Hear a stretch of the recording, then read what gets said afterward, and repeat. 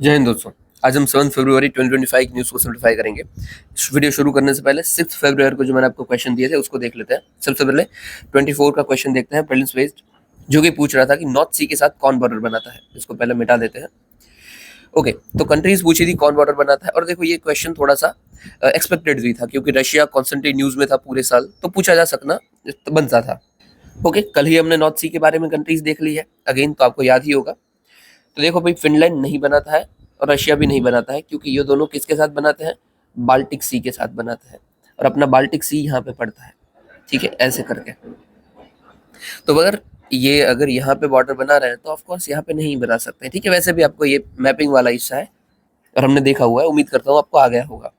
Okay, इसी में थोड़ा सा हम डाइवर्सिफिकेशन लेके आते हैं। चलिए इस क्वेश्चन को थोड़ा बदल दें और ऐसा कर दे कि कौन सी कंट्रीज है जो कि नॉर्थ सी के साथ एज वेल एज बाल्टिक सी के साथ बॉर्डर बनाती है।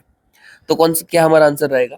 देखिए, एक जर्मनी बन जाएगा, ठीक है, फिर एक डेनमार्क बनेगा और एक स्वीडन बन जाएगा। ओके, तो ये तीन ऐसी कंट्री है जो बाल्टिक सी के साथ भी बना रही है और नॉर्थ सी के साथ भी बना रही है। अभी ये याद मत रखना, रट्टेबाजी मत करना, खुद समझ लेना कि हाँ भाई मुझे ये दोनों की कंट्रीज याद है, तो दोनों में जो मिक्स आ रहा है उसको पकड़ लो। और देखो, यूपीएससी ऐसे क्वेश्चन पूछता भी है। पहले इन्होंने डायरेक्ट सी की और उसकी बॉर्डरिंग स्टेट्स पूछी हुई है। फिर यहाँ पे यूक्रेन न्यूज में था, 23 का क्वेश्चन है, तो यूक्रेन की बॉर्डरिंग स्टेट्स पूछे हुए हैं कि भाई कौन सा बनाता है। अभी क्या एक्सपेक्टेड है भाई, कौन सा आ सकता है? देखो मुझे ऐसा लगता है कि जो अपना अमेरिका वाला रीजन है, ठीक है, जहाँ पे अमेरिका और साउथ अमेरिका मिलते हैं, वो वाला रीजन से आ सकते हैं। और दूसरा अपना जो इजराइल और मेडिटेरियन वाला रीजन है, वहां से क्वेश्चन आ सकता है, क्योंकि ये सब एरिया कॉन्स्टेंटली न्यूज में रहे हैं। और भाई इंडियन ओशन तो हमेशा के लिए हॉट फेवरिक रहता है। ठीक है, ठीक है, चलिए इग्नोर करते हैं। अभी हम मेंस बेस्ड क्वेश्चन देखते हैं। देखो क्या पूछा गया था कि स्ट्रेट्स और इस्थमस की इंटरनेशनल ट्रेड में इंपॉर्टेंस क्या है, सिग्निफिकेंस क्या है।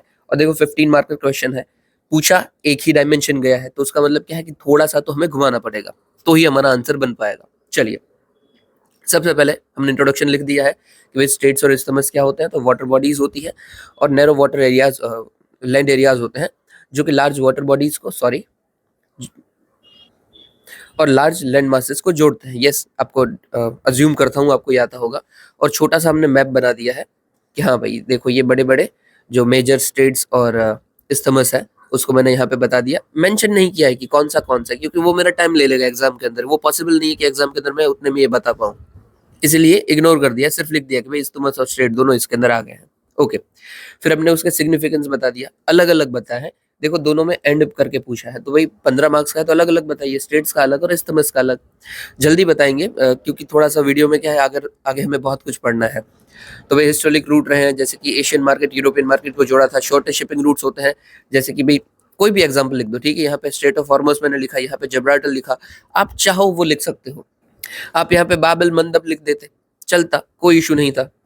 फिर भी एनर्जी सिक्योरिटी रहती है, क्योंकि भाई जीसीसी से हमें बहुत सारा एनर्जी आती है, फ्यूल्स हम लेते हैं, गैसेस लेते हैं, ये सब कॉमन है, आपको ज्यादा दिमाग लगाने की जरूरत नहीं है। जियो स्ट्रेटेजिक इंपॉर्टेंस भी है। अभी देखो ये मैंने लिखा तो सही, पर ये कोई मायने नहीं रखता है। क्यों? क्योंकि मुझे पूछा गया था इंटरनेशनल ट्रेड। अभी जियो स्ट्रेटेजिक में ट्रेड डायरेक्टली लिंक ही नहीं होता है। अगर मैंने लिखा है तो मुझे लिंक करवाना पड़ेगा, जो कि मैंने करवाया नहीं है, तो ये पॉइंट गलत हो जाता है। ठीक है, मैं उम्मीद करता हूँ आप समझ रहे हो। अभी देखो मेरा आंसर 100 आउट ऑफ 100 नहीं है। मेरा आंसर वो है जो आप एग्जाम में लिख सकते हो, कि आपके पास टाइम लिमिट भी है और आपको उधर भी जो दिमाग में आ रहा है उसको आप कैसे बेस्ट कर सकते हो, राइट। चलिए आगे बढ़ते हैं। सिग्निफिकेंस क्या है? तो भाई शॉर्ट, अभी सिग्निफिकेंस में इस्थमस का है, तो भाई शॉर्ट रूट प्रोवाइड करता है, पनामा कैनाल को देख लीजिए, ग्लोबल मार्केट को कनेक्ट करता है, लैंड बेस्ड कॉरिडोर्स बनाता है, और छोटा सा पॉइंट भी टाइम सेव करता है और ट्रेड रूट एक्सेट्रा। अभी ये मुझे सूझ नहीं रहा था तो छोटा सा लिख दिया, ठीक है। फिर मैंने चैलेंजेस लिखे हैं, क्योंकि हल्का सा तो लिखना पड़ेगा ना आपको, कि भाई पूरा का पूरा सिग्निफिकेंस आप लिख दोगे वो आंसर को आपका इतना होलिस्टिक नहीं बनाएगा। तो छोटे से चैलेंजेस लिख दिए कि हाँ भाई सुएज कैनाल चौक हो जाती है, तो हमें वो ध्यान देना चाहिए क्योंकि एरिया बहुत नेरो है। फिर मिलिटेंसी इश्यू रहता है, जैसे कि हाउदी रेबल्स शिप को पकड़ लेते हैं। हमारी बात हो गई इन सब के बारे में, इसलिए नहीं बता रहा हूँ। फिर ओवर डिपेंडेंसी भी है, जैसे कि पनामा कैनाल के ऊपर ही हम पूरा का पूरा डिपेंडेंट है, और पनामा कैनाल मैंने आपको शायद बताया हुआ है ऑलरेडी पहले, आर्टिफिशियली ना हमने बनाई हुई है। एकदम नैरो जगह है और वो भी ऊपर नीचे होती हुई है जगह है, ऐसे।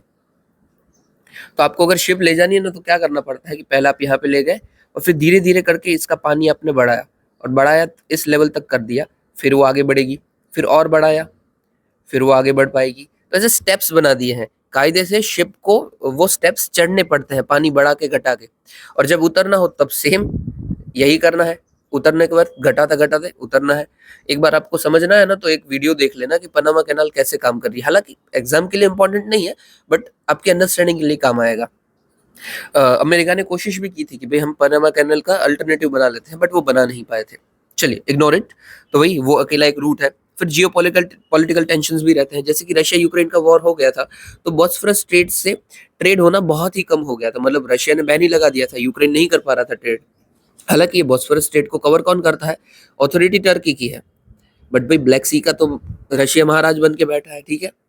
तो ये भी हमें इश्यूज देखने को मिलते हैं। और एट लास्ट कि भाई स्टेट्स और इस्थमस ग्रेटर अपॉर्चुनिटीज प्रोवाइड करते हैं, बट हमें अदर करने की जरूरत है, peace growth for all to reap the benefit of it. Okay, बहुत जल्दी जल्दी बता दिया क्योंकि हमें आगे बहुत पढ़ना है। बस मेरा देखो इसमें बताने का क्या था कि इंट्रोडक्शन डायरेक्ट हो सकता है, क्योंकि यहाँ पे आप कुछ कर ही नहीं सकते, आपको डायरेक्ट ही पूछा है कि इन दोनों का मतलब बताओ, तो इंट्रोडक्शन में आपको इसको ही लिखना है। या फिर आप दूसरा क्या लिख पाओगे कि भाई करंट अफेयर में आपको कुछ पता है जो कि स्ट्रेट्स या फिर इस्थमस की बात कर रहा है, तो हाँ वो आप लिख सकते हो। और कुछ भी नहीं आता है तो भाई डायरेक्ट क्वेश्चन में जो पूछा गया है वही का वही, जैसे मैं बोलता हूँ कि इंट्रोडक्शन में कुछ भी नहीं आ रहा है तो जो क्वेश्चन है वही लिख देना है। तो जैसे कि यहाँ पे ऐसे समझो कि हमें लिखना ही था तो सिर्फ थोड़ा सा चेंजेस करते कि भाई straits and isthmus is providing multi dimensional importance और opportunities in international trade as discussed below. और फिर हमारा आंसर हम शुरू कर देते, ठीक है। बट हार्ड था, देखो अगर आप इस्तेमस और स्टेट ही नहीं जानते हो आप इसका आंसर लिख ही नहीं पाओगे, अंदर भी नहीं लिख पाओगे। और देखो मैप जहां पे भी बना सकते हो वहां पे बनाइए, जिधर भी बना सकते हो बनाइए, आपको डेफिनेटली एक्स्ट्रा मार्क्स मिलेंगे। अभी समझ लीजिए कोई ऐसे ही लिख के गया है, कोई मैप बना के गया है, किसको मार्क्स मिलेंगे?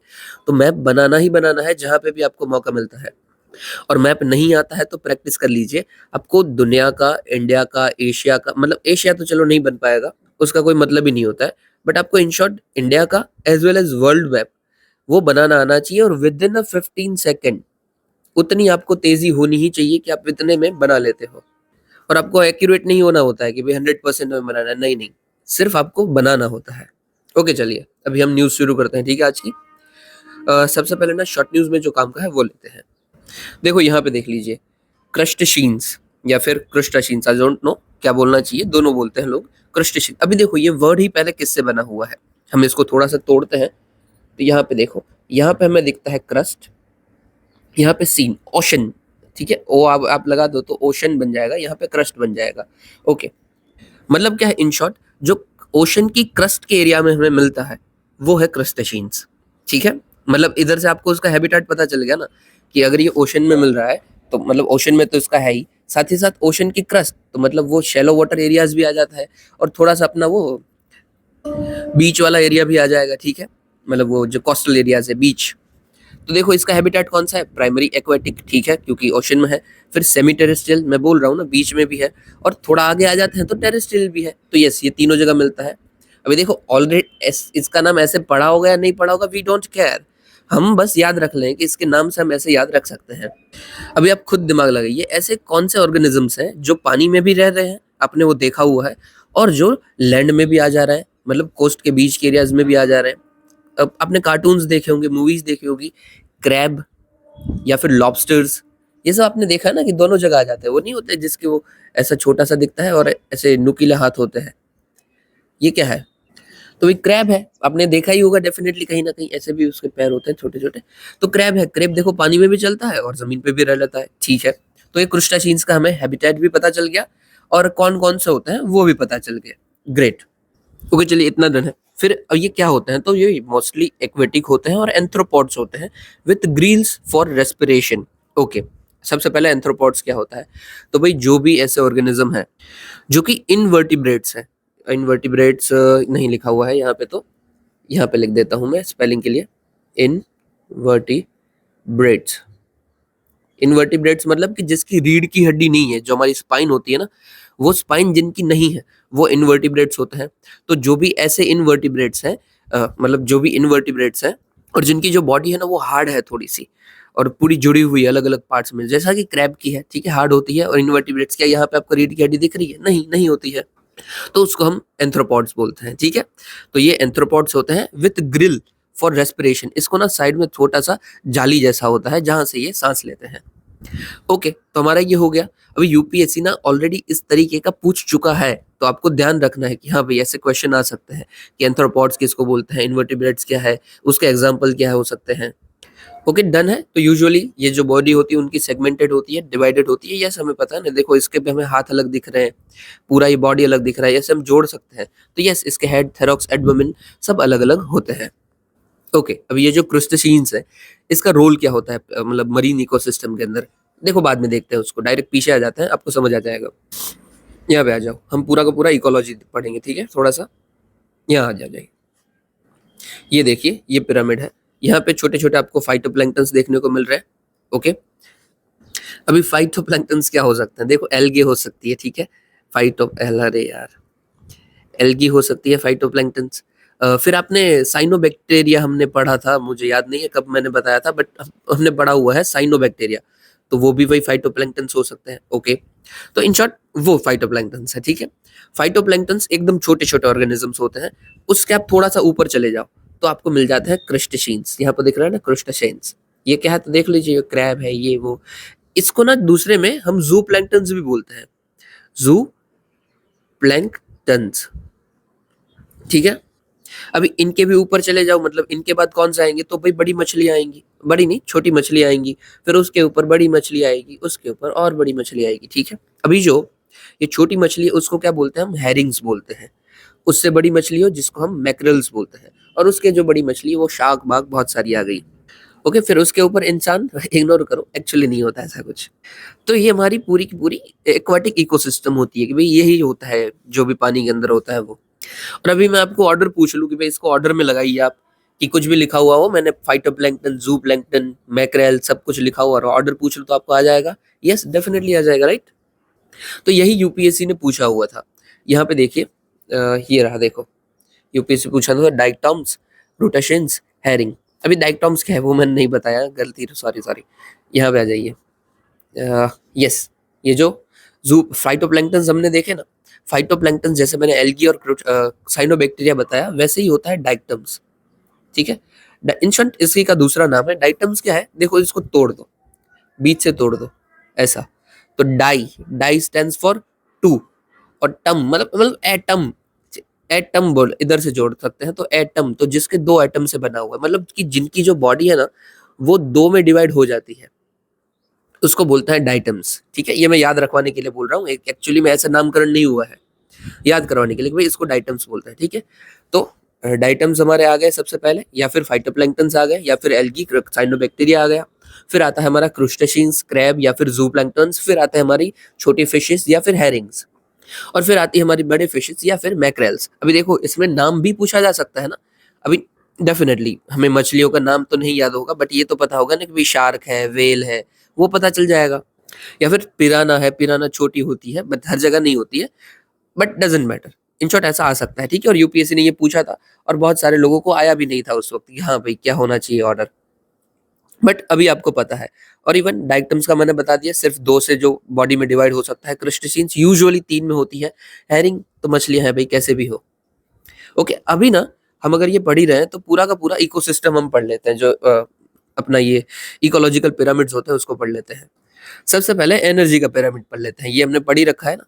देखो ऐसे जा रही है एनर्जी कि सबसे पहले जो फाइटोप्लैंक्टन होते हैं उसको खाएंगे, जू प्लैंक्टन को खाएंगे, हैरिंग्स को खाएंगे, मैक्रेल्स उसको खाएंगे, बड़ी मछलियां। तो ऐसे हमारी एनर्जी चलती होती है। सबसे ज्यादा एनर्जी कहाँ पे होती है, बॉटम में होती है, इसीलिए ये हमारा बेस बड़ा है, ठीक है। फिर ऊपर कम एनर्जी जाती है, कम एनर्जी जाती है, कम एनर्जी जाती है। कैसे, ऐसा क्यों होता है, समझ लीजिए। ये फाइटोप्लैंक्टन के पास 100 यूनिट ऑफ एनर्जी है।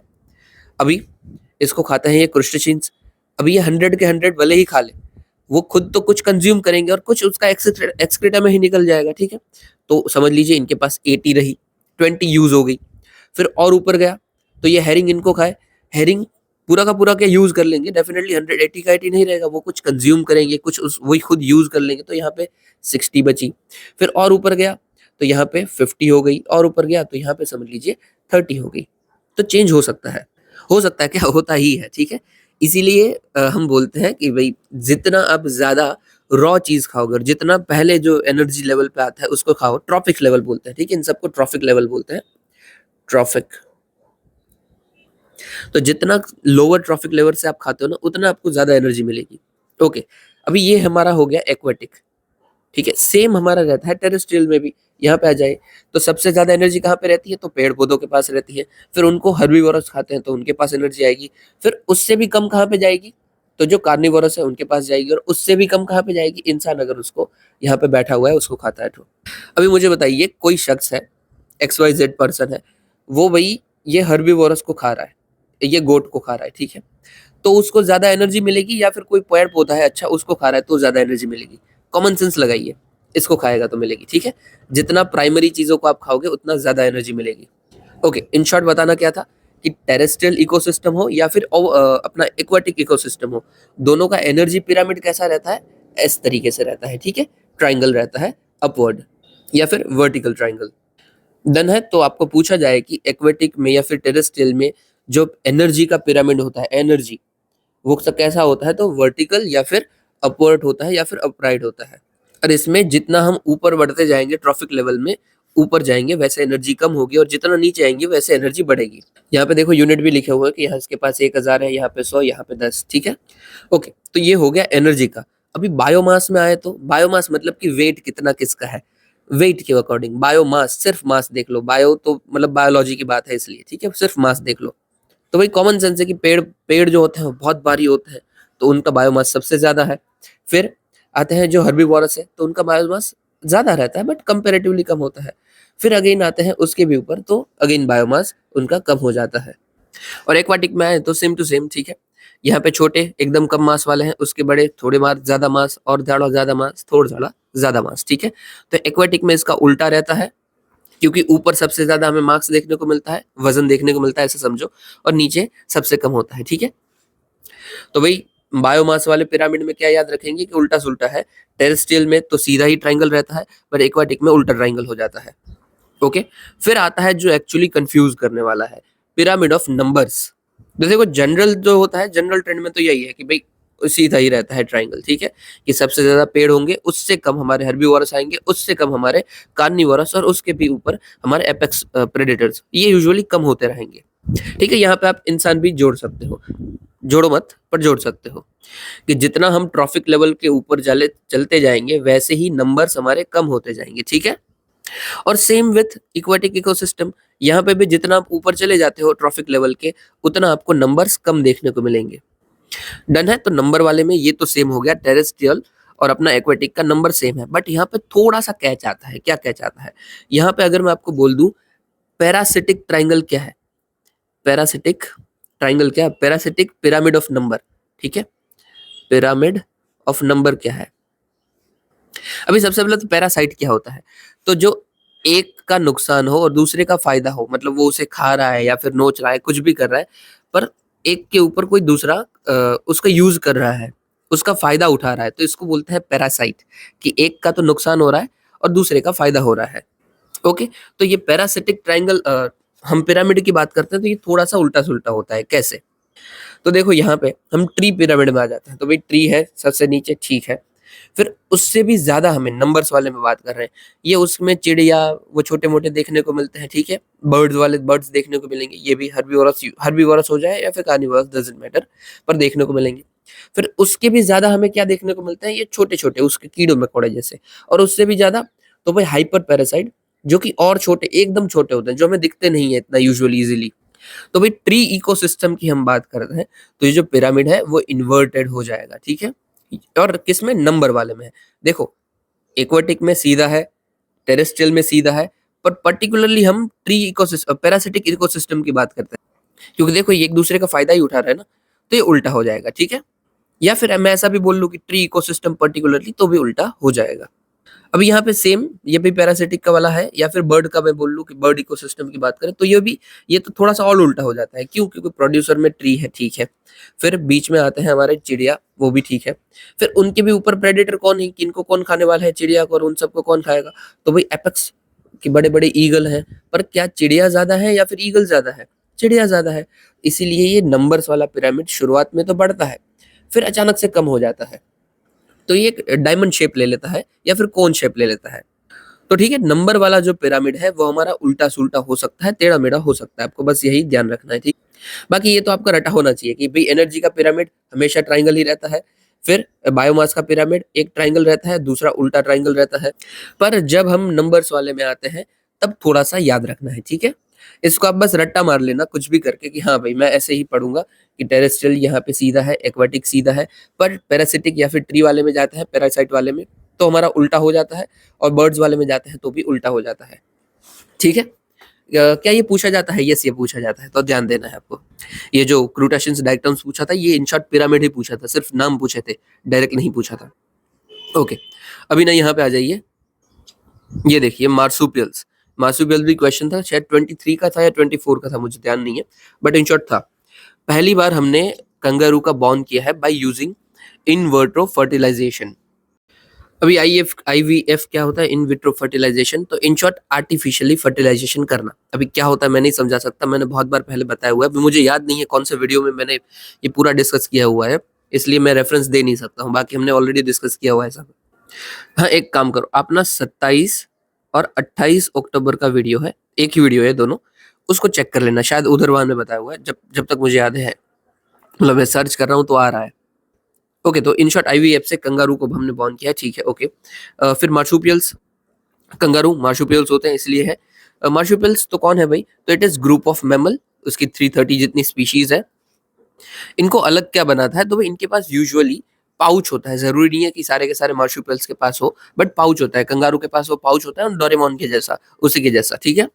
इसका एग्जाम्पल क्या क्या है? तो भाई कोलास, बेंडिकूट्स, कैंगेरू, डेफिनेटली ये सब मार्सुपियल्स हैं। डिस्ट्रीब्यूशन यूजुअली तो भाई 2/3 जितने ऑस्ट्रेलिया में ही में देखने को मिलते हैं, बाकी 1/3 जितने साउथ अमेरिका में भी देखने को मिलते हैं। यहाँ पे देखना कि सब मार्सुपियल्स के पास पाउच नहीं होते हैं।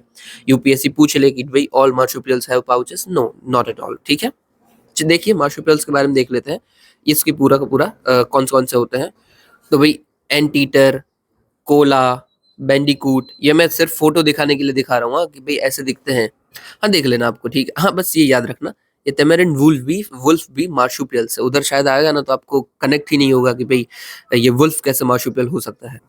ओके, फिर यहाँ पे देख लीजिए, ये प्लेसेंटा मैमल्स और मार्सुपियल्स क्या होते हैं। तो देखो, ये प्लेसेंटमल देखने से पहले ना यूजुअली देख लीजिए, एक हमारा ग्रुप होता है मेमेलिया ग्रुप, मेमेलिया, मतलब ऐसे में, ये स्पेलिंग गलत है, अभी ठीक है, ये मेमेलिया, ठीक है। मेमेलिया मतलब कि जो की भी, मतलब जो भी मेमल्स है, मतलब कि जिसके अंदर भी मेमरी ग्लैंड आती है, मतलब कि जो मिल्क प्रोड्यूस कर सकते हैं, जिनकी मदर्स, ठीक है, वो सारे के सारे मेमल्स हैं, मतलब जो भी मदर मिल्क प्रोड्यूस कर सकती है तो उनके अंदर मेमरी ग्लैंड है, तो वो मेमेलिया में आते हैं, ठीक है। और इसके 3 पार्ट पड़ते हैं। 3 मेजर टाइप कौन से हैं? तो भाई एक मोनोट्रेम्स हो सकते हैं, फिर मार्सुपियल्स हो सकते हैं, और एक प्लेसिटिमल्स हो सकते हैं। तीनों में भाई फर्क क्या है? तो देखो, प्लेसिटिमल्स मतलब ह्यूमंस जैसे, जैसे हमारी बॉर्न कैसे होती है, हम एम्ब्रियो डेवलप होता है, ठीक है, फिर मदर के अंदर हम धीरे धीरे करके बॉर्न होते हैं, फिर हमारी बॉर्न हो जाती है। प्लेसिटिमल्स मतलब ह्यूमंस जैसे, और ऐसा बहुत सारे एनिमल्स में भी होता है ना, जैसे कि भाई एलिफेंट सेम है, तो उसके जैसा, जिसके भी अंदर एम्ब्रियो डेवलप होता है और फिर बॉर्न होती है, तो वो सब है प्लेसिटिमल्स। अरे मैं बार बार गलत बोल रहा हूँ, इट शुड बी प्लेसेंटल्स या फिर प्लेसेंटाल्स, ठीक है। फिर आता है मोनोट्रेम्स, मोनोट्रेम मतलब जो एग रखते हैं, ओके। फिर आते हैं मार्सुपियल्स, मार्सुपियल मतलब जो करवाते तो बॉर्न ही है, ठीक है, बट इसमें डायरेक्ट बॉर्न होती है। फिर वो अपना जो पाउच पाउच होता है, मतलब इन शॉर्ट बॉर्न बहुत जल्दी हो जाती है, जो भी उनका बेबी होता है ना, वो अर्ली बॉर्न हो जाता है, फिर वो उसको संभालते हैं और धीरे धीरे धीरे बड़ा करते हैं, तो ये होता है मार्सुपियल्स। जैसे कि कंगारू, कंगारू का जो बच्चा होता है वो तो जल्दी बॉर्न हो जाता है, बट फिर उनको पाउच में रखते हैं, और पाउच में उनका जो बर्थ होता है, उनका डेवलपमेंट होता है, ठीक है। तो ये 3 टाइप हो गई, मोनोट्रेम्स, मार्सुपियल्स और प्रेसेंटल्स, ठीक है। और यहाँ पे हम मार्सुपियल्स का पढ़ रहे हैं। और यहाँ पे देखिए, यहाँ पे थोड़ा सा कंपैरिजन बताया हुआ था कि भाई ऑस्ट्रेलियन जो प्लेसेंटल्स हैं और मार्सुपियल्स हैं, यूजुअली उसमें क्या क्या हमें इवोल्यूशन देखने को मिला है, ठीक है। यहाँ पे देखिए कि भाई mole, anteater, mouse, lemur, flying squirrel, bobcat, wolf. अभी देखो यहाँ पे वुल्फ है, और ये है Tasmanian wolf. Tasmanian wolf marsupial है, जबकि ये नॉर्मल वुल्फ है, वो हमारा प्लेसेंटल्स है, sorry placentals, yes yes, okay, got it. अभी ये देखो क्यों, ये एनसीईआरटी का है, ठीक है, जब जितना भी मैंने अब तक आपको बताया सब एनसीईआरटी है। ये क्यों जरूरी है? यूपीएससी ने ऑलरेडी एंट ईटर के जैसा क्वेश्चन पूछ लिया है, फिर उन्होंने फ्लाइंग स्क्विरल तो नहीं पर स्क्विरल के ऊपर क्वेश्चन पूछ लिया है, तो अब पता नहीं किसके बारे में पूछ लिया। तो जो एनसीईआरटी में दिया होता है वो हमें थोड़ा सा ध्यान से देखना होता है, और मैंने यहाँ पे इसीलिए ये मार्सुपियल्स का बताया है कि इन फ्यूचर फिर से मार्सुपियल के ऊपर क्वेश्चन आता है, तो आपको एटलीस्ट इतना तो आइडिया हो कि ये मार्सुपियल होता है, ये नहीं होता है। और साथ ही साथ ये प्लेसेंटल्स का भी बता दिया, क्योंकि ये जो आपको मोनोट्रॉम्स है ना, वो एग लाइंग वो आपको यूजुअली पता होते हैं। बाकी ठीक है, अभी चलिए ओके, अभी आगे बढ़ते हैं, ठीक है। अगेन चलिए अभी हम देखेंगे मेडिटेरेनियन ओशन वाला। रुकिए, कुछ शूट तो नहीं रहा है ना, ये भी हो गया है, यस। यहाँ पे आ जाइए, ये वाले में, सॉरी, यहाँ पे वेस्टर्न डिस्टर्बेंस की बात चल रही है, ठीक है। सबसे पहले वेस्टर्न डिस्टर्बेंस होता क्या है उसी को हम देख लेते हैं। मैप से देखते हैं तो इजीली पता चल जाएगा। यहाँ पे आ जाइए, यही मैप था मेरे लिए, तो थोड़ा सा टॉलरेट कर देना। देखो होता क्या है, सन से गर्मी हमारे आती है, हमें पता है, तो धीरे धीरे ना ये वाला मेडिटेरियन रीजन भी गर्म होता है, ठीक है, वार्म होता जाता है। और कोई भी रीजन गर्म होता है तो हवाएं क्या होती है, ऊपर उठती है और बादल बनता है, ठीक है। तो इन शॉर्ट ये गर्म एरिया हुआ है, और यहाँ पे हमारा लो प्रेशर बना हुआ है। अरे यार, लो प्रेशर, ओके डन है।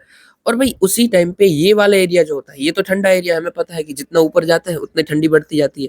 ये वाला एरिया ठंडा है, यूक्रेन रशिया वाला एरिया ठंडा है, तो यहाँ पे अपना होता है हाई प्रेशर, और यहाँ पे बनता है हमारा लो प्रेशर। और हमेशा क्या होने वाला है कि भाई हवाएं जो है वो हाई प्रेशर से लो प्रेशर की ओर बढ़ने वाली है। तो ये जो यूक्रेन साइड से हवाएं हैं वो भी यहाँ पे आती है लो प्रेशर के साथ और टकराती है। और देखिए मैंने पहले भी बताया कि जब भी दो अलग अलग टाइप की हवाएं टकराती है, मतलब एक कोल्ड एयर है और दूसरी वार्म एयर है, ये दोनों जब आपस में टकराएगी तो भाई क्रिएट होगा हमारा साइक्लोजेनेसिस, ठीक है। फ्रंट बन जाएगा, फ्रंट। फ्रंट कब बनता है कि जब गर्म हवाएं और ठंडी हवाएं दोनों टकराती है तो फ्रंट क्रिएट हो जाता है, और जो फ्रंट है वही साइक्लोन को बॉर्न करता है, बर्थ करता है। ये नॉर्मल साइक्लोन नहीं, ठीक है, ट्रॉपिकल साइक्लोन की मैं बात नहीं कर रहा हूँ। टेम्परेट साइक्लोन आप देख सकते हैं कि एक्स्ट्रा ट्रॉपिकल या फिर टेम्परेट साइक्लोन कैसे फॉर्म होता है, तो साइक्लोजेनेसिस के थ्रू फॉर्म होता है, जहाँ पे गर्म हवाएं और ठंडी हवाएं एक दूसरे के साथ टकराती है। और देखो ये टेम्परेट एरिया ही है ना, यहाँ से ट्रॉपिक ऑफ कैंसर पास हो रहा है, ठीक है, तो उसके ऊपर वाला एरिया यहाँ पे ये सब टेम्परेट एरिया है। तो यहाँ पे देखो जो साइक्लोन जैसा क्रिएट हो रहा है किससे वजह से हो रहा है, साइक्लोजेनेसिस के थ्रू, या फिर फ्रंट की वजह से। फ्रंट, आपको इसको फ्रंटोजेनेसिस भी बोल सकते हैं। ओके, तो साइक्लोन जैसा क्रिएट हो गया, ठीक है, छोटा मोटा साइक्लोन क्रिएट हो चुका है, क्योंकि यहाँ पे से गर्म हवाएं, यहाँ पे ठंडी हवाएं दोनों आपस में टकराई थी। ओके, अब इसी एरिया में ना बहती हमारी जेट स्ट्रीम। ये देखिए मैंने आपको जेट स्ट्रीम बहुत बार बताया हुआ है, एक और बार। एक काम कीजिए आप ना 8 जनवरी का वीडियो देख लीजिए, यहाँ पे हमने जेट स्ट्रीम, पोलर वॉर्टेक्स सब की बात की हुई, आपको जेट स्ट्रीम क्लियर हो जाएगा।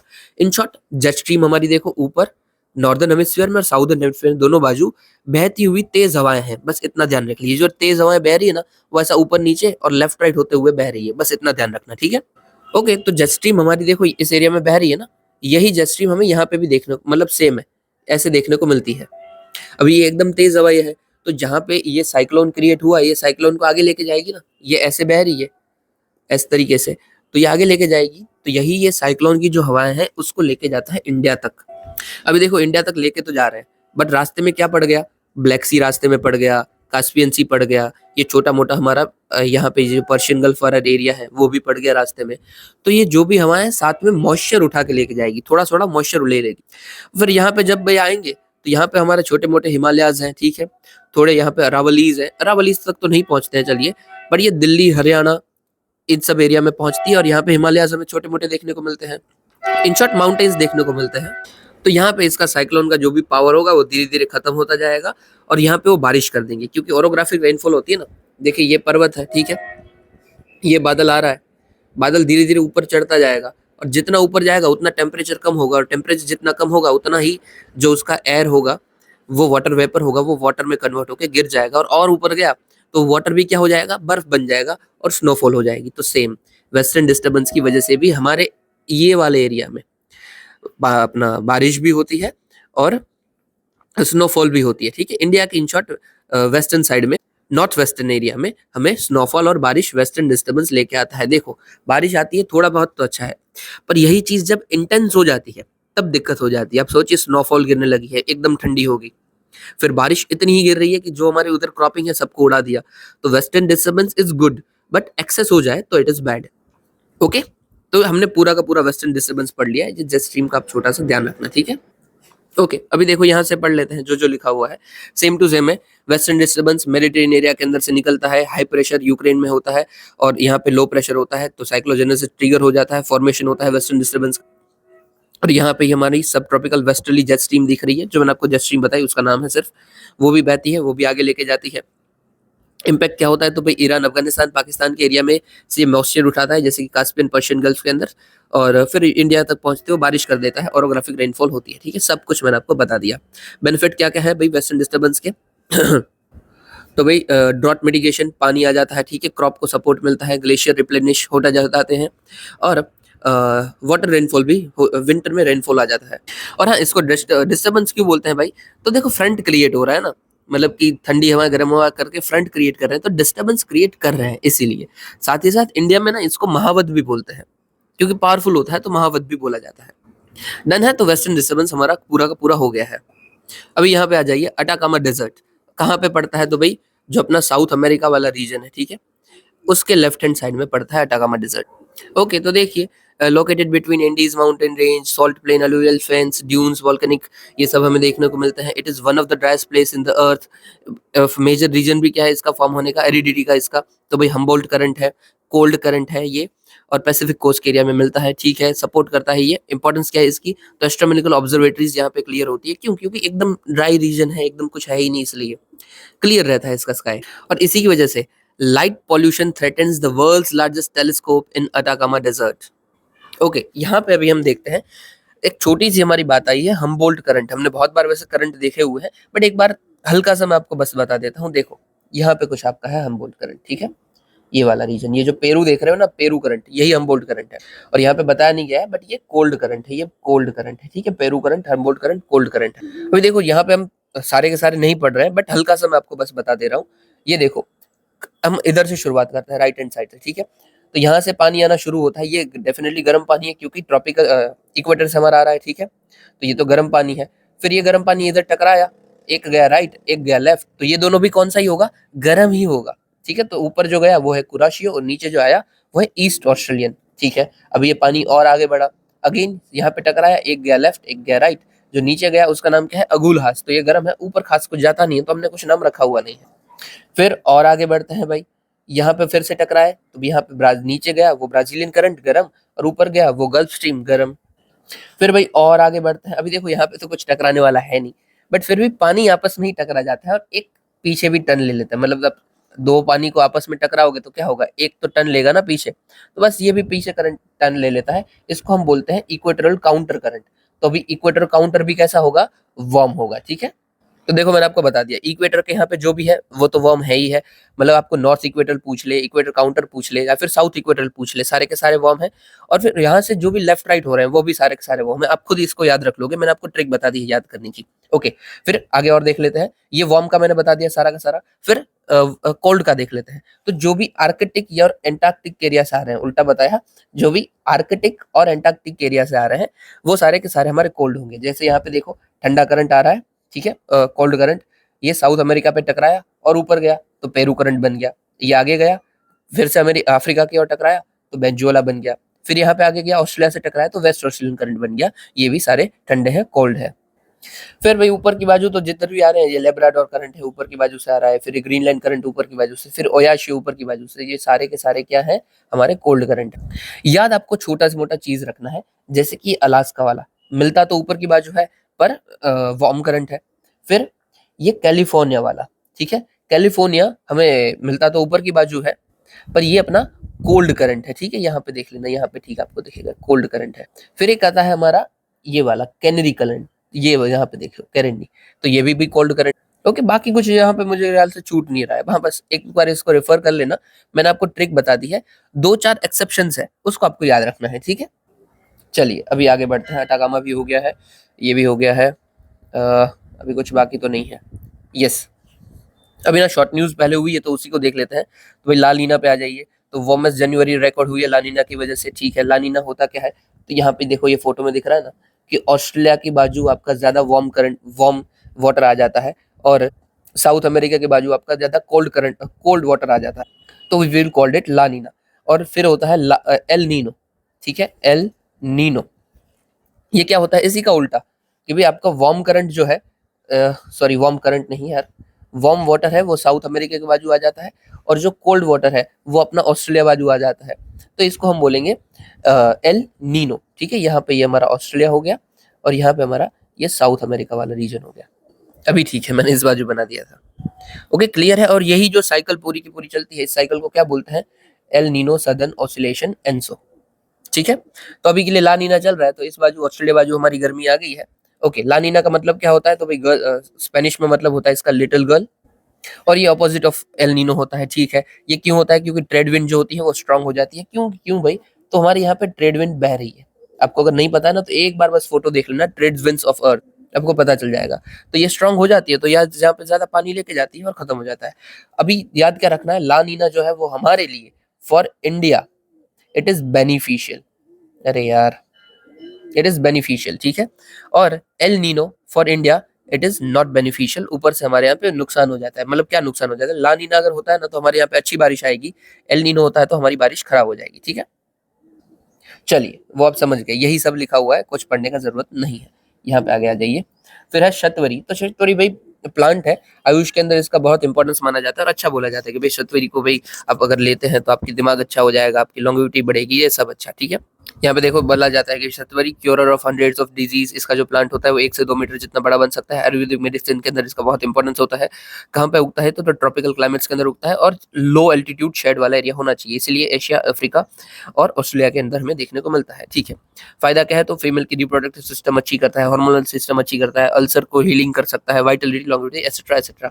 ओके, चलिए नेक्स्ट देखते हैं, Pinaka multi rocket launch system. Okay, Pinaka आपको हमने बहुत बार देखा हुआ है, डीआरडीओ ने बनाया है। इन शॉर्ट देखो ऐसा दिखता है, ये ट्रक के पीछे ऐसे रॉकेट सिस्टम है, रॉकेट बहुत सारे रखे जाते हैं। इसकी तेजी क्या है कि ये भाई तकरीबन 1 मिनट के अंदर, 1 मिनट भी नहीं भाई, 44 सेकेंड्स के अंदर 12 रॉकेट को लॉन्च कर सकता है। तो सोचिए अगर वॉर हो रही है, अब 44 सेकेंड में 12 रॉकेट लॉन्च कर दे, तो क्या ही बेनिफिट मिलेगा। और ये तो एक सिस्टम है, ऐसी आपने 10 सिस्टम रखी हुई है, आप 44 सिस्टम में 120 रॉकेट फायर कर दोगे। सोचिए, सिर्फ 10 है आपके पास, तो बहुत इंपॉर्टेंस है भाई पिनाका की। अर्मेनिया ने हमसे लिया भी हुआ है, फिलीपींस के साथ हमारी बात चल रही है, तो इन शॉर्ट हमें ये फायदा मिलेगा, ठीक है।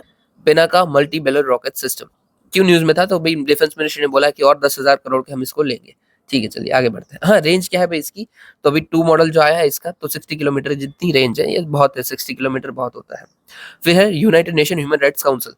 तो भाई रिसेंटली क्या हुआ है, ये ट्रम्प भैया है, ट्रम्प ने यूएस के जो प्रेसिडेंट है, उन्होंने यूएनएचआरसी से विड्रॉ कर लिया। UNHRC stand for human right council, वो तो विड्रॉ किया ही किया, साथ ही साथ उन्होंने यूएन राइट, सॉरी राइट नहीं, UN relief and work council, work ये इधर लिख देता हूँ, UNRW, अरे यार UNRW है, ठीक है, रिलीफ एंड वर्क एजेंसी है। ये किसके रिलेटेड काम करती है, तो भाई पैलेस्टीन के रिलेटेड काम करती है। अगर इजराइल को सपोर्ट कर रहे हैं तो पैलेस्टीन के अगेंस्ट हो गए, ठीक है। तो ट्रंप ने भाई इन दोनों से विड्रॉल कर लिया है, और बोला है कि भाई ये रिलीफ वर्क काउंसिल जो एजेंसी थी उसको भी हम पैसा नहीं देंगे, और यूएनएचआरसी से भी विड्रॉल है, मतलब ह्यूमन राइट्स काउंसिल से विड्रॉ कर लिया है। जैसे ही ये ट्रंप ने विड्रॉ किया, वैसे ही इजराइल ने भी विड्रॉ कर दिया कि भाई हम भी तो नहीं दे रहे हैं। तो बस यही आपको देखना था। ये सब क्या दिखाता है कि भाई यूएस से अपनी अकाउंटेबिलिटी हर जगह से विड्रॉ कर रहा है। मतलब हमने बहुत बार देख लिया कि ये लगातार विड्रॉ करते ही जा रहे हैं कि इसके भी हम मेंबर नहीं, इसके भी हम मेंबर नहीं। तो ये ना अमेरिका को ग्लोबल जो ऑर्डर चल रहा है उससे पीछे लेके जा रहा है, ऐसा मुझे लगता है। हटाइए, वो हमारा काम का नहीं है। यूएनएचआरसी तो भाई यूनाइटेड नेशंस की बॉडी है, जिनेवा स्विट्जरलैंड में इसका हेडक्वार्टर है। 2006 में ये बना था, जिसने रिप्लेस किया था कमीशन फॉर ह्यूमन राइट्स को, जो कि पहले चल रहा था। इसके मेंबर्स कौन से, तो 47 जितने मेंबर हैं, और 3 elected by general assembly for 3 year term. और भाई इसका एक रिपोर्ट आता है, यूनिवर्सल पीरियोडिक रिव्यू रिपोर्ट्स, ठीक है, जो कि ह्यूमन राइट्स से रिलेटेड बात करता है सारी यूनाइटेड नेशंस मेंबर स्टेट्स की। ये सब याद रखना है आप, जो भी आपको इन शॉर्ट जो भी यूएन की बॉडी है ना, आप इसको याद रखो। सारी की सारी बॉडी आपको याद नहीं रह सकती है, पर यूनाइटेड नेशन की जितनी भी बॉडी है उसको याद रखना है, क्योंकि यूपीएससी पूछेगा ना, तो उधर आपको सिर्फ इतना ही पता होगा कि ये यूएन की बॉडी है या नहीं है, तो बहुत सारे आपके क्वेश्चन बन जाएंगे। और ऐसा बनता भी है, हर साल 1-2 क्वेश्चन आते हैं जिसमें सिर्फ होता है कि ये यूएन की बॉडी है, ये नहीं। अगर इतना पता होगा तो आपका उधर एलिमिनेट हो जाएगा 1-2 ऑप्शन, ठीक है। चलिए आगे बढ़ते हैं। फिर है क्यूपू सुपर स्ट्रक्चर, क्यूपू, I don't know how to pronounce it, हम क्यूपू रखते हैं, ठीक है। इन शॉर्ट वही स्पेस के अंदर बहुत सारी गैलेक्सीज हैं, बहुत सारे सुपर स्ट्रक्चर्स हैं, सुपर क्लस्टर्स हैं। क्लस्टर मतलब कि भाई जिसके अंदर स्टार है, प्लैनेट है, ये सब क्लस्टर हो गया। वैसे गैलेक्सी के भी बहुत सारे क्लस्टर्स हमें देखने को मिलते हैं। क्लस्टर मतलब ग्रुप। इन सब का भी आप एक ग्रुप बना दो, एक बहुत बड़ा स्ट्रक्चर बना दो। इन मतलब ये जो ग्रुप है, उन ग्रुप को भी आप एक बड़े से एरिया में जोड़ दो, तो उसको हम बोलते हैं सुपर स्ट्रक्चर, ठीक है, स्पेस के अंदर सुपर स्ट्रक्चर। तो भाई ऐसा ही हमें सुपर स्ट्रक्चर यूनिवर्स के अंदर अभी मिला है एस्ट्रोनॉमर को, जिसको हम बोल रहे हैं क्यूपू सुपर स्ट्रक्चर, ठीक है। अभी सुपर स्ट्रक्चर के इफेक्ट क्या होंगे, तो भाई कॉस्मिक माइक्रोवेव बैकग्राउंड हमें पता चल सकता है कि भाई क्या था, बिग बैंग यूजुअली उन सबको हम आइडेंटिफाई कर सकते हैं। हबल कांस्टेंट जो है उसको मेजरमेंट हम पता कर सकते हैं कि भाई कितना डिस्टॉर्ट करता है मेजरमेंट्स को, एक्सपेंशन ऑफ यूनिवर्स रेट में एक्सेट्रा। फिर हम ग्रेविटेशनल लेंसिंग भी पता चल सकती है। ग्रेविटेशनल लेंसिंग हमने बताई हुई है क्या होता है भाई, हर एक मास की एक ग्रेविटी है, ठीक है।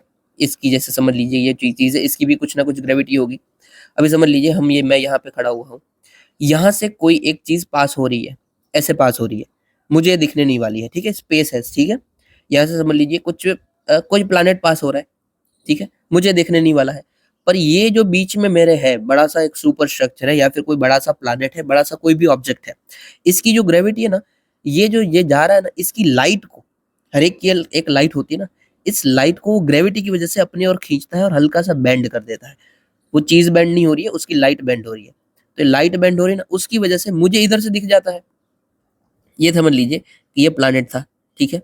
इसकी कोई लाइट होगी तो इसकी लाइट ऐसे ऐसे बह रही है, हर एक एरिया में बह रही है, मुझे तो नहीं दिख रही है। बट यही लाइट, ये जो बीच में ऑब्जेक्ट था मेरी, इसकी ग्रेविटी ने खींच ली अपनी ओर, ये खींची तो ये लाइट ऐसे आ गई हल्की सी, और मैं यहाँ पे खड़ा देख रहा था तो मुझे ये लाइट दिख गई। देखो कायदे से तो मुझे दिखता ही नहीं क्योंकि ये ऑब्जेक्ट मेरे बीच में था, बट इसकी ग्रेविटी की वजह से ये जो दूर ऑब्जेक्ट था, बी ऑब्जेक्ट, इसकी लाइट मुझे दिख गई और लाइट बेंड हो गई, ठीक है। ये लाइट ऐसे जा रही थी पर ग्रेविटी की वजह से बेंड हुई और मुझे दिख गई। इसी को बोलते हैं ग्रेविटेशनल लेंसिंग, कि ग्रेविटी ने मेरा काम किया लेंस के जैसा। लेंस क्या काम करता है, कोई भी चीज आपको दिखाने का काम करता है, तो ग्रेविटी की वजह से जो मेरा लेंस बन गया वही है ग्रेविटेशनल लेंसिंग, ठीक है।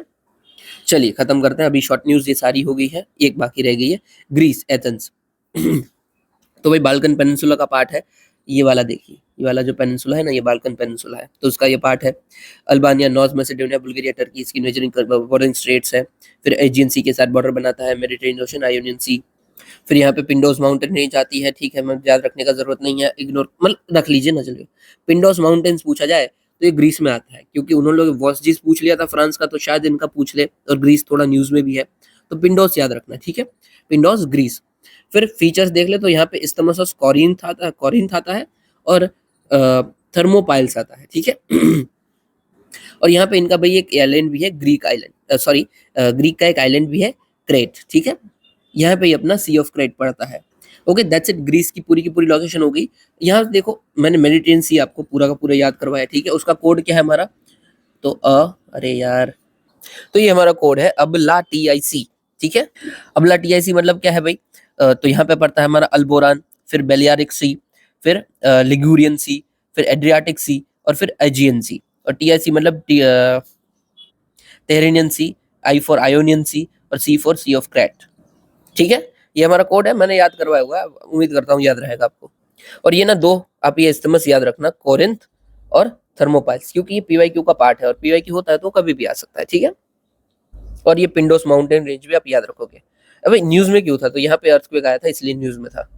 कहाँ पे आया था, ग्रीस के आइलैंड्स ऑफ संतोरिनी में, याद रखने की जरूरत नहीं है, रह जाता है ठीक है, बाकी जरूरत नहीं है।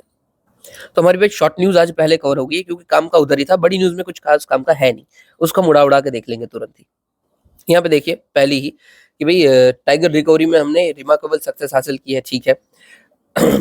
भाई वर्ल्ड की 75% जितनी ग्लोबल पॉपुलेशन टाइगर की इंडिया के पास है, और हमने 2022 में ये एम लिया था कि हम टाइगर को डबल करेंगे, T/2, TX7, TX2, it is actually T/2 है, ठीक है, कि टाइगर को हमें डबल करना था और हमने एक्चुअली किया भी सही, ठीक है। ओके की फाइंडिंग्स क्या है भाई, टाइगर ऑक्यूपाइड एरिया जो है वो इंक्रीज हुआ है, प्रोटेक्टेड एरिया जो उनका होता है वो भी इंक्रीज हुआ है, ह्यूमन टाइगर को एग्जिस्टेंस होता है, फिर भी हमें इंक्रीज देखने को मिला है। अब सोचिए 45% टाइगर जो हैबिटाट है वहां पे 60 मिलियन जितने पीपल रह रहे हैं, बट फिर भी ठीक चल रहा है। इंस्टाग्राम पे हालांकि वीडियो आ जाते हैं कि एक दोनों से की लड़ाई होगी, बट फिर भी ओवरऑल फायदा ही हुआ है। फैक्टर्स क्या-क्या है कंजर्वेशन सक्सेस के भाई? तो भाई जो लैंड है वो स्पेयरिंग है और शेयरिंग दो एक दूसरे के साथ हो रही है हमारी। फिर सोशियो पॉलिटिकल स्टेबिलिटी है, क्योंकि एक चीज़ हमें देखने को मिलती है। जैसे कि देखो पहले ना ये जो नागा अर्जुन, श्रीशैलम है, अमराबाद है या फिर सिम्पलीपाल है, यहाँ पे बहुत लड़ाइयाँ हमें देखने को मिलती है।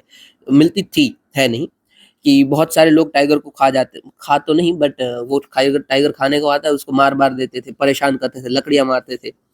तो अभी ये कम होने को दिख रहा है हमें। हालाँकि सोशल मीडिया की भी अवेयरनेस है और गवर्नमेंट के भी मेजर्स हैं कि भई आप ऐसा करोगे तो आपको मार पड़ेगी भई। तो कम्युनिटी का एटीट्यूड भी बदला है, सोशियो इकोनॉमिक स्टेबिलिटी सब कुछ अच्छा हुआ है। सिग्निफिकेंस का देख ले तो भाई टाइगर एक फ्लैगशिप और अम्लीय स्पीशीज़ है। इसको आप बचाओगे तो सब में फ़ायदा मिलेगा और ये कार्बन सिक्वेस्टर और बायोटिक रेजिस्टेंस में भी आपको मदद करती है।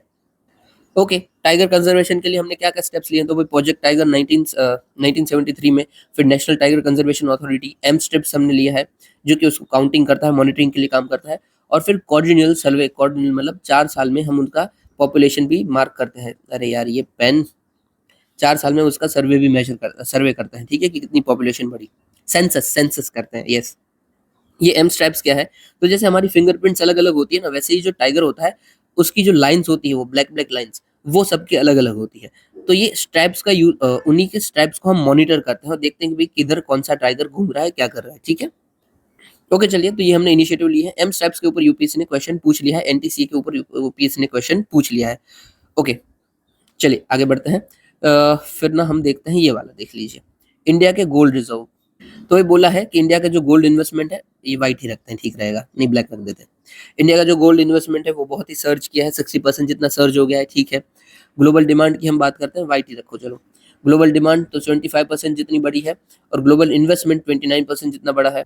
फिर वही ग्लोबल सप्लाई, जबकि आप देखो डिमांड और प्राइस तो बढ़ रहे हैं, इन्वेस्टमेंट बढ़ रहा है, बट सप्लाई तो 1% ही है, इंक्रीज़ वो 1% से ही हुआ है, इसीलिए प्राइसेज़ ज़्यादा बढ़ रहे हैं। इंडिया का हम देखें तो इंडिया का 73 टन्स ऑफ गोल्ड आरबीआई के पास पड़ा हुआ है as a reserve, forex reserve, ठीक है, जो कि भाई ग्लोब का 11% जितना है, ठीक है। सॉरी, ग्लोब का नहीं, जो कि उनके रिजर्व का 11% जितना है। फिर भाई रीजंस क्या क्या है भाई ऐसा होने के? भाई सिंबल ऑफ वेल्थ है, हिंदू जैन जैसी बहुत सारी कम्युनिटीज है जो इसको सेक्रेट मानती है। फिर इन्वेस्टमेंट के लिए भी लोग लेते हैं और भाई शादियां हो रही है तो भी इंडिया में जा रहा है।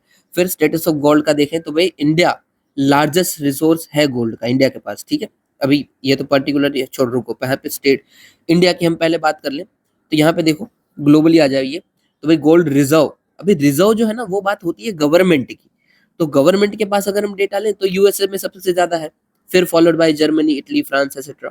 पर अगर हम ओवरऑल देखें कि भाई कंट्री में एज होल कहाँ पे सबसे ज्यादा है, तो इंडिया के पास है। मतलब कोई इंडिया का मैच ही नहीं है कि सिर्फ कंट्री आप देखते हो ना, क्योंकि पीपल आ जाते हैं और सबके घरों में ही इतना सोना पड़ा हुआ है कि बोलो मत। तो यूएस में सोने का इतना ज़ील नहीं है, बट हमारे यहाँ तो है, इसलिए सबसे ज़्यादा देखने को मिलता है। बट सिर्फ गवर्नमेंट की बात करें तो भाई यूएस में सबसे ज़्यादा है, followed by Germany, Italy, France, China, Switzerland, फिर जाके हम आता है गवर्नमेंट की बात करें तो इंडिया, ठीक है। एक्सपोर्टर कौन है सबसे ज़्यादा गोल्ड के? तो Germany, European union, Switzerland etcetera, फिर बाद में आते जो भी हो, ठीक है। ये जर्मनी वाला थोड़ा ना न्यू है, न्यू तो नहीं मतलब वो आपको जैसे दिमाग में एग्जाम में आएगा ना तो क्लिक नहीं होगा। और गोल्ड इंपॉर्टेंट है, यूपीएससी हर साल पूछता है और ऑलरेडी पूछ भी चुका है, तो ध्यान देना कि भाई यूएस से सबसे ज्यादा बड़ा रिजर्व रख के बैठा है और जर्मनी सबसे बड़ा एक्सपोर्टर है। और सबसे ज्यादा ओवरऑल कहाँ पे है एज अ कंट्री देख लिया जाए तो इंडिया के अंदर है। हमारे यहाँ पे इंडिया में कहाँ पे सबसे ज्यादा देखना मिलता है रिसोर्सेज में, तो बिहार में 44% रिसोर्सेज है, फॉलोड बाय राजस्थान 25%, फिर कर्नाटका कोलार गोल्ड फील्ड आपको पता ही है, केजीएफ, फिर वेस्ट बंगाल और एक्सेट्रा एक्सेट्रा, ठीक है। बिहार में सबसे ज्यादा है वो आप याद रखना, ठीक है। हालांकि बिहार में उतना एक्सट्रैक्शन नहीं होता है, उसके लिए कुछ मेजर्स आ जाए तो काम बन जाए, होता है बहुत होता है पर जितना होना चाहिए उतना नहीं होता है। चलिए आगे वर्ल्ड गोल्ड काउंसिल की बात कर ले तो भाई 1987 में बना हुआ है, लीडिंग गोल्ड कंपनीज के द्वारा बनी हुई है। और यूपीएससी देखो उल्टा सुल्टा सब पूछ लेता है, जैसे पिछले साल उन्होंने पूछ लिया था वर्ल्ड टॉयलेट ऑर्गेनाइजेशन, अभी वो जो पूछा था वो भी पीवाईक्यू से बेस्ड था, चलो वो मैं नहीं बताऊंगा अभी क्योंकि बड़ा हो जाएगा, बट इन शॉर्ट पूछता है तो गोल्ड काउंसिल पूछ लो और वहां पे ऐसा लिखा हुआ कि ये यूएन की बॉडी है तो आप कंफ्यूज हो जाओगे। ये कंपनीज ने मिलकर बनाया है, ठीक है। क्यों बनाया कि भाई गोल्ड में थोड़ा सा ट्रांसपेरेंसी आ जाए, कैसे काम करता है वो पता चल जाए। मेंबर्स इसके कौन से हैं तो 32 ऑपरेशनल और 45 प्लस कंट्रीज हमें देखने को मिलती है। हेडक्वार्टर इसका लंदन यूके में है। ओके, फिर यहाँ पे आ जाइए आईसीसी, यूएस के भाई प्रेसिडेंट ने रिसेंटली ऑर्डर साइन किया है कि हम जो आईसीसी के यहाँ इंटरनेशनल क्रिमिनल कोर्ट के साथ जो जुड़े हुए हैं उनके ऊपर सैंक्शन लगाएं। जैसे समझाते हैं, इंटरनेशनल क्रिमिनल कोर्ट तो भाई जो भी वॉर क्राइम्स करता है, मतलब इन शॉर्ट जो भी क्राइम बहुत बड़े करता है, जो कि वर्ल्ड ऑर्डर पे आपको देखने को मिलते हैं, वैसे लोगों का इन्वेस्टिगेशन करने का काम है आईसीसी का, इंटरनेशनल क्रिमिनल कोर्ट का, ठीक है।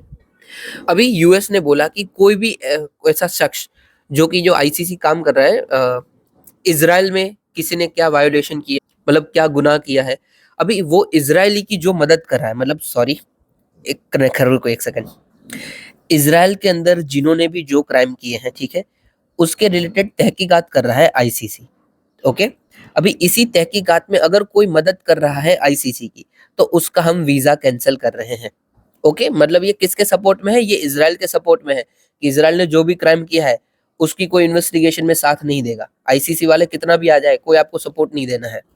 इट इज जस्ट लाइक कि पुलिस तहकीकात करने आई है और गुंडे लोग बोल रहे हैं कि भाई कोई भी पुलिस की मदद किया तो देखना हम आपको मार देंगे। तो बहुत ही बकवास चांस है ट्रम्प का, बट क्या ही है जो है वो।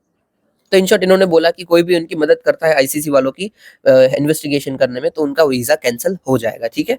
फाइनेंशियल सैंक्शंस भी वो लगाएंगे और वीजा भी कैंसिल कर देंगे। अभी आईसीसी की बात कर ले, इंटरनेशनल क्रिमिनल कोर्ट, तो भाई हैग स्विट्जरलैंड, हैग नेदरलैंड में इसका हेडक्वार्टर है, ठीक है। वर्ल्ड की ये पहली परमानेंट इंटरनेशनल क्रिमिनल कोर्ट है। किससे बनी है, तो रोम स्टेट्यूट के थ्रू बनी है। रोम स्टेट्यूट देखो बहुत से ने तो साइन ही नहीं किया, किसने साइन नहीं किया है, यहाँ पे नीचे आ जाइए। तो भाई India, Israel, USA, Russia, China, ये सब इनकी पार्टी ही नहीं है। रिसेंट कौन बना है, तो भी मलेशिया और यूक्रेन बना है। यूक्रेन क्यों बना हम आपको पता है, ठीक है। ओके, ये किसको तहकीकात करते हैं, इन्वेस्टिगेट, भाई जेनोसाइड कहीं पे हुआ है, कोई वॉर क्राइम्स है, क्राइम अगेंस्ट ह्यूमैनिटी है, एग्रेशन है, तो इन सब की तहकीकात करता है। ऑफिशियल लैंग्वेज यहाँ पे कौन कौन सी है, तो भाई English, French, Arabic, Chinese, Russian and Spanish.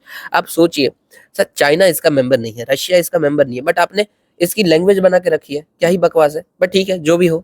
इसके अंदर कौन कौन मेंबर होंगे, जो भी इसको रेटिफाइड करके बैठी है कंट्रीज, उसकी कंट्रीज के मेंबर होंगे। स्ट्रक्चर इसका देख ले, तो भाई स्ट्रक्चरल इश्यूज क्या क्या है, तो भाई डिपेंडेंसी है कॉपरेशन के ऊपर, क्योंकि स्टेट कॉपरेट नहीं करेगा तो क्या ही कर लेंगे। अभी यूएस नहीं कर रहा है, क्या कर लेंगे, कुछ नहीं कर पाएंगे। और भाई पॉलिटिकल प्रेशर भी होता है कि भाई क्या करना क्या नहीं करना।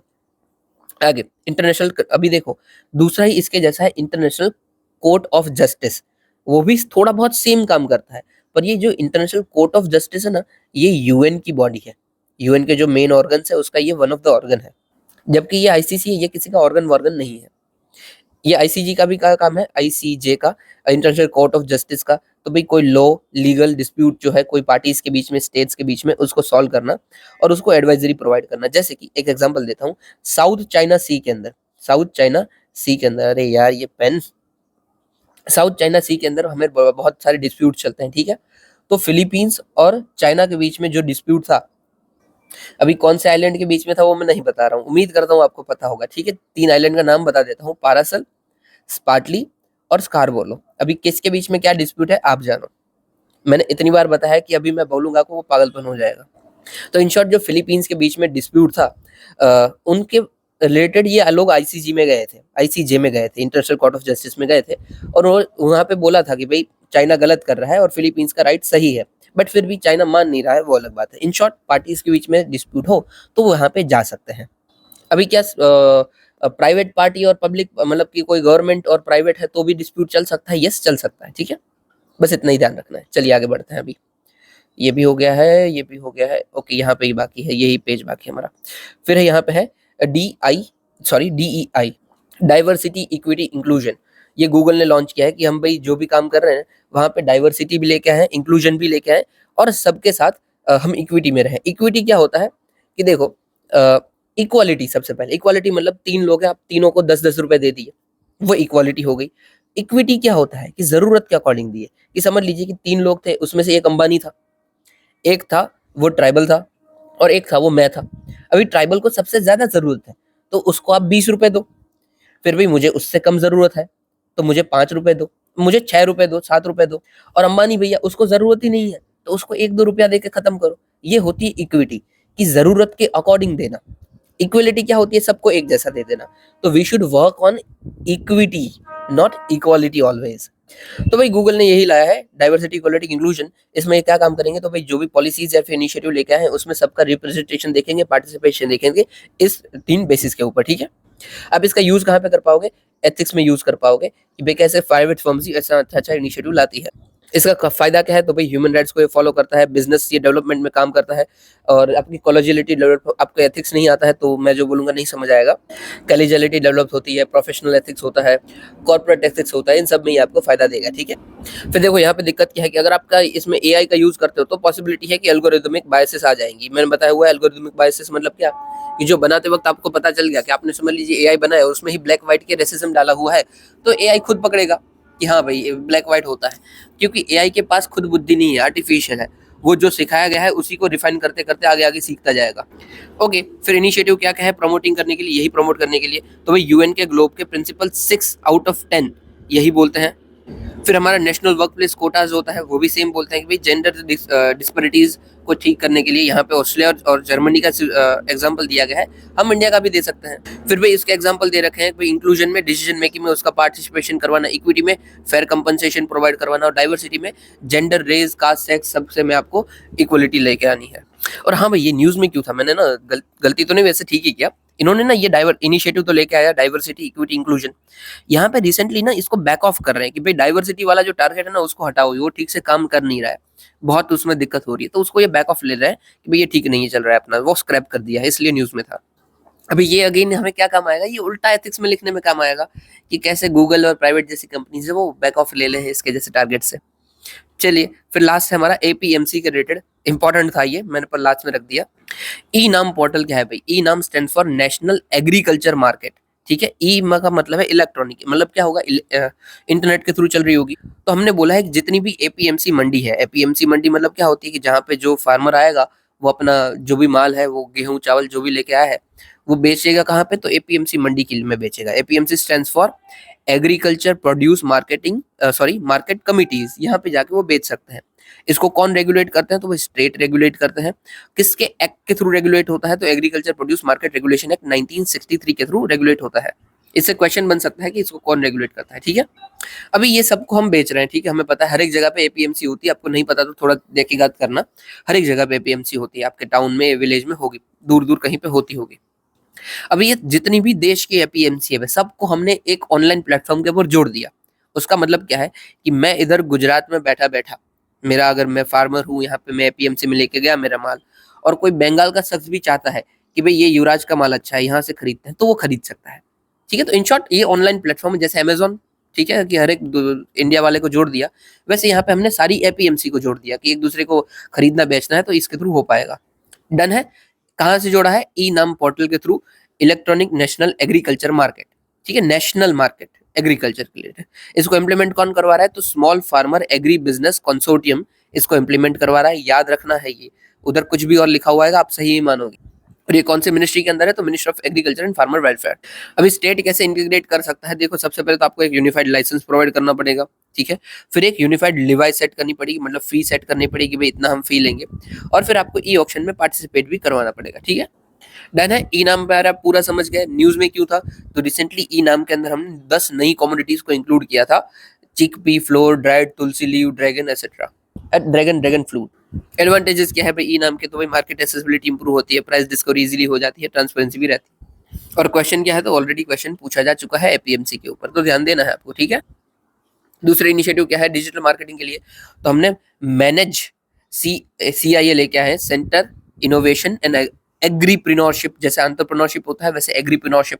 फिर हम डिजिटल पब्लिक इंफ्रास्ट्रक्चर बनाया है। फिर हम ITC का आई चॉपल बनाया है जो कि डायरेक्ट फार्मर टू कंज्यूमर को जोड़ता है, ये आपको याद रखना है, ठीक है? काम आता है, फार्मर टू कंज्यूमर को जोड़ता है। फिर एग मार्क नेट, ये भी डायरेक्ट गवर्नमेंट टू कंज्यूमर को जोड़ता है एपीएमसी के थ्रू, ठीक है?